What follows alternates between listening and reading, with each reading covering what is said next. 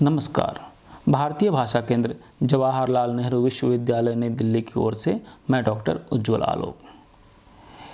हिंदी साहित्य इतिहास प्रश्न पत्र के अंतर्गत हम प्रवासी हिंदी साहित्य के इतिहास पर बात कर रहे हैं।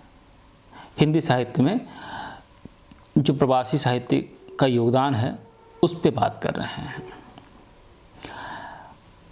पिछले वीडियो में हमने प्रवासी साहित्य की अवधारणा के बारे में जाना और उनकी मूल प्रवृत्तियों के बारे में भी समझा।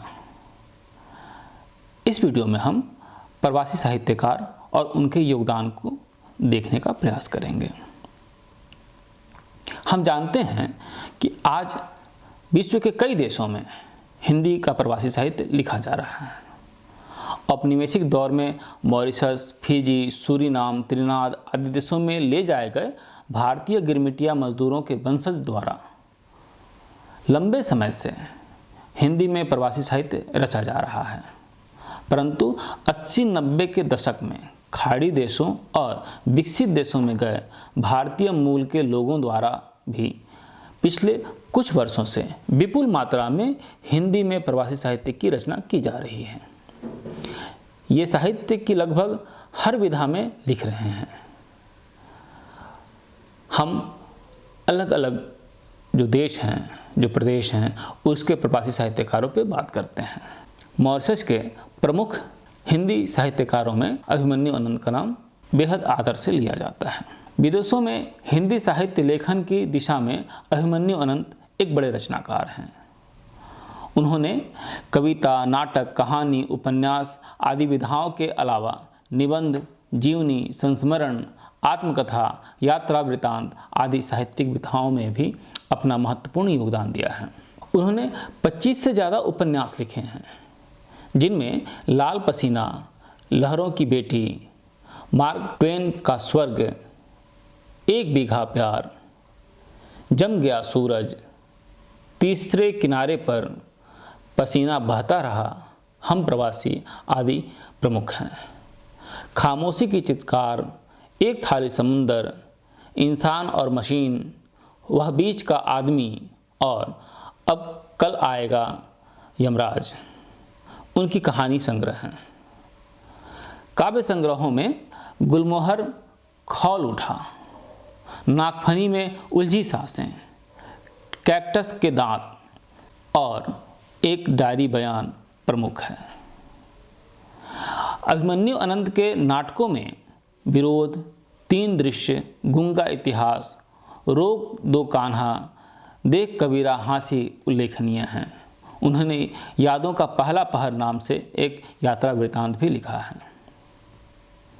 अभिमन्यु अनंत के साहित्य में गिरमिटिया मजदूरों के अस्तित्व और अधिकार एवं त्रासदी और प्रताड़ना का यथार्थ चित्रण मिलता है। लाल पसीना उपन्यास उनकी कालजयी कृति है। मॉरिशस में जो दूसरा नाम बेहद प्रमुख है वह है रामदेव धुरंधर का। उन्होंने उपन्यास के साथ साथ कहानी, व्यंग और लघु कथाएं भी लिखी हैं। अपनी रचनाओं के लिए लोक कथा की शैली का प्रयोग इनकी विशेषता है। पथरीला सोना उनका सबसे प्रसिद्ध उपन्यास है।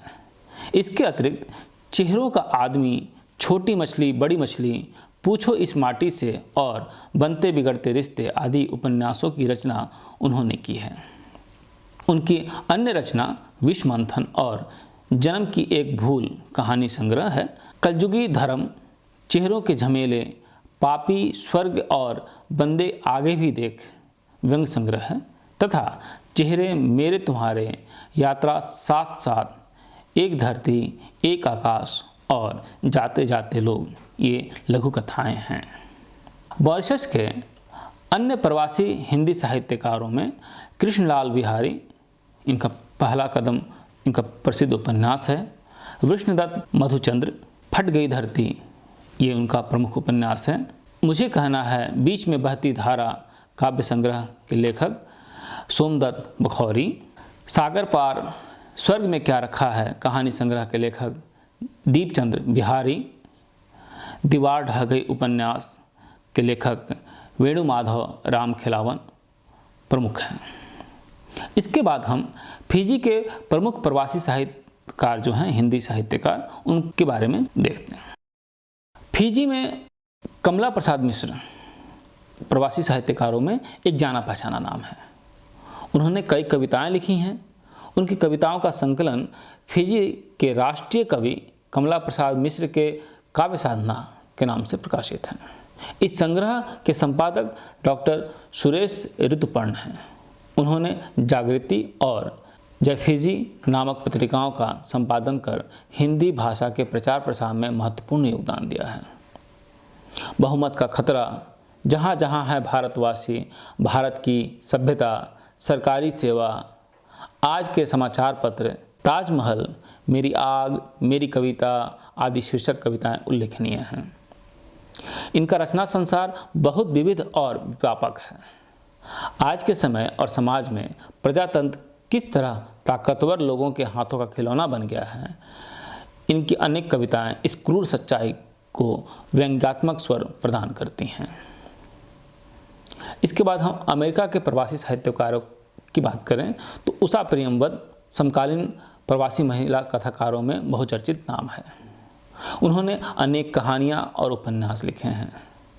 वनवास, कितना बड़ा झूठ, शून्य, जिंदगी और गुलाब के फूल, एक कोई दूसरा इनके चर्चित प्रमुख कहानी संग्रह हैं। वापसी इनकी अत्यंत चर्चित एवं मार्मिक कहानी है। इनकी कहानियों में आधुनिक युग के मानव एवं पारिवारिक मूल्यों की हो रही उपेक्षा का मर्मस्पर्शी चित्रण किया गया है। इनके 5 उपन्यास रुकेगी नहीं राधिका, शेष यात्रा, 55 खंबे लाल दीवारें, अंतर्वर्षी और भैया कबीर उदास प्रमुख हैं। सुषमा बेदी मुख्यतः कथाकार हैं, कवित्री भी हैं और निबंधकार भी हैं।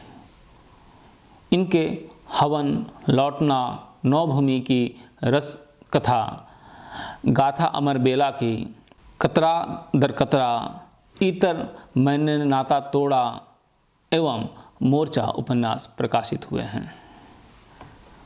चिड़िया और चील इनके कहानी संग्रह हैं। इनकी कविताओं में अतीत का अंधेरा, औरत, घर और बगीचा, माँ की गंध, कलयुग में दोस्तियाँ आदि शीर्षक कविताएं उल्लेखनीय हैं। अमेरिका में हिंदी का सिंहावलोकन, प्रवासी भारतीयों के साहित्यिक उपनिवेशवाद, प्रवासियों में हिंदी दशा और दिशा आदि उनके महत्वपूर्ण निबंध हैं। अमेरिका के अन्य प्रमुख प्रवासी हिंदी साहित्यकारों की अगर हम चर्चा करें तो उसमें प्रमुख नाम अंजना संधीर का है, अमरेंद्र कुमार का है। अमरेंद्र कुमार अमेरिका से संपादित हिंदी पत्रिका क्षितिज के संपादक भी हैं। इला प्रसाद भी वहाँ के प्रमुख लेखक हैं, प्रवासी लेखक। इनकी कविता संग्रह धूप का टुकड़ा और कहानी संग्रह उस स्त्री का नाम, इस कहानी का अंत नहीं एवं उस स्त्री का नाम कहानी संग्रह प्रमुख है। उमेश अग्निहोत्री ने गॉड गिवन फैमिली कहानी संग्रह लिखी है। लकीर, भारत के वंश, क्या हम दोस्त नहीं रह सकते, मैं विवाहित नहीं रहना चाहता हूँ, हार पर हार इनके प्रमुख कहानियाँ हैं। अमेरिका में गुल्ली डंडा, अमेरिका में दर्पण, मैं और फेसबुक इनके प्रसिद्ध व्यंग्य हैं। सुबह होती है, शाम होती है और धर्मयुद्ध इनका प्रसिद्ध नाटक है। उषा देवी विजय कोल्हटकर भी अमेरिकी प्रवासी साहित्यकारों में एक प्रसिद्ध नाम है। इनकी रचनाओं में जो कहानी संग्रह हैं, चाबी का गुड्डा, अंधेरी सुरंग में, और बटर, टॉफ़ी और बूढ़ा डॉलर आदि प्रमुख हैं। जमुई बर्फ एवं खोया हुआ किनारा इनका प्रमुख उपन्यास है। राजश्री भी एक उल्लेखनीय नाम है। उगते निर्झर इनकी कविताओं और कहानियों का संकलन है। क्षितिज की संतान इनके उपन्यास। इसके साथ साथ वेद प्रकाश बटुक ने भी कई काव्य संग्रह दिए हैं। त्रिविधा, बंधन अपने देश पर आया, कैदी भाई, बंदी देश, अपात शतक, नीलकंठ न बन सका, एक बूंद और, कल्पना के पंख पाकर, रात का अकेला सफ़र, न अभिलेख का सूरज, बाहों में लिपटी दूरियां, सहस्त्रबाहु, अनुगूंज, इतिहास की चीख, कुर्सी शतक, बाहुबली, 32 प्रेम कविताएं इनके प्रमुख काव्य संग्रह हैं।